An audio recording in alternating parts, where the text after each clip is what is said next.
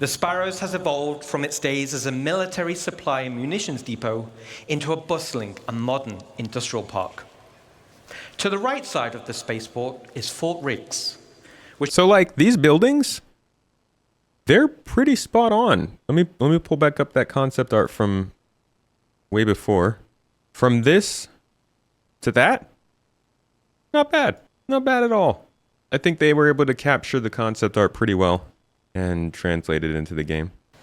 As this base was built during the Mesa era, as humans were expanding their borders, this introduces a new architectural style for humans.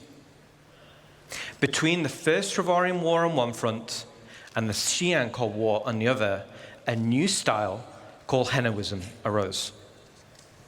With an emphasis on prefabrication and fortification, the designs were robust, durable against warfare and harsh enemies and harsh environments.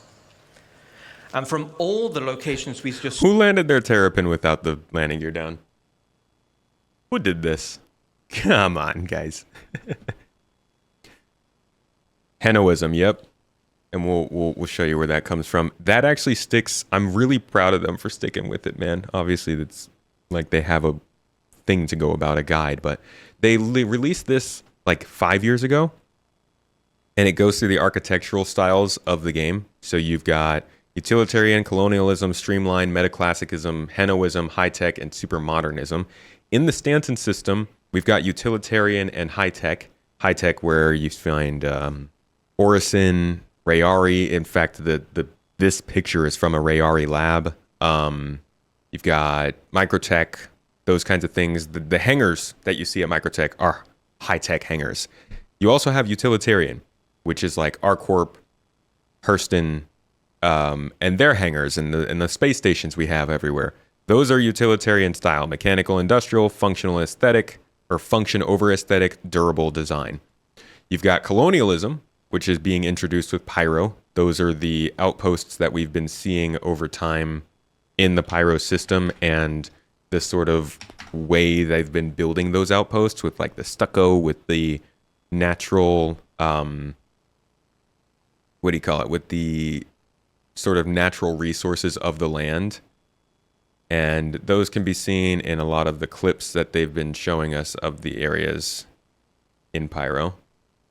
So like these sort of rock buildings. This is all colonialism style. You also have the kind of derelict style that we've been seeing in different areas too.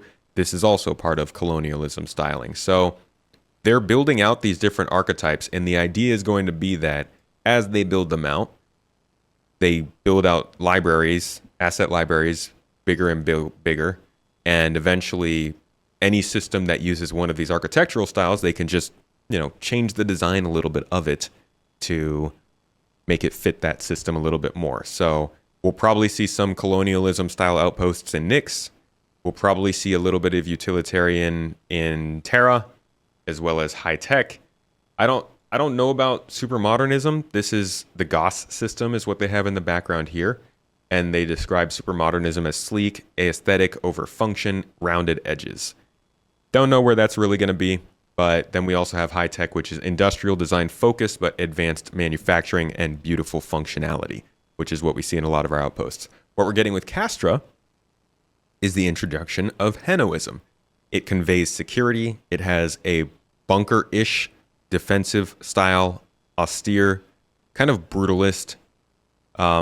Besides that, we're still missing Streamline, which actually I think Streamline is pretty heavily influenced in Terra, because it was Streamline is kind of like, we got to make a lot of stuff fast. We got to really expand quickly. So they call that retro, rounded edges, inspired by Streamline modern design. Then metaclassicism this looks like straight up Warhammer 40K kind of stuff. Symmetrical,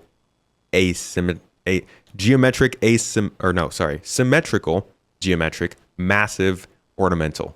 So also kind of brutal in nature, but focused on scale and on like showing power. And I'm guessing this was occurring during the Messer era. Look at that.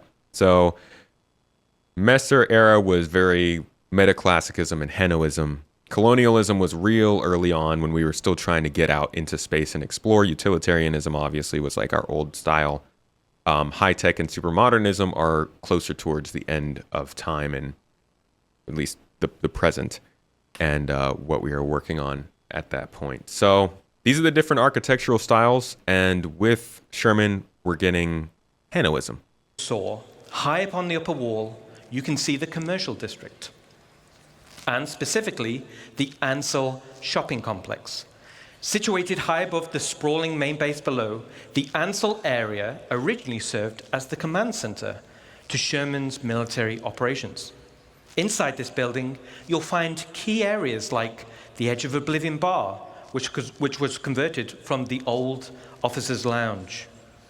You'll also find Eckhart Security Headquarters, and you'll find the Mercenary Guild Headquarters. So that's interesting. Miles Eckhart, his security group is in Castra. The other areas in the commercial district include the... It does give you... Yeah, it's very... these look great, man.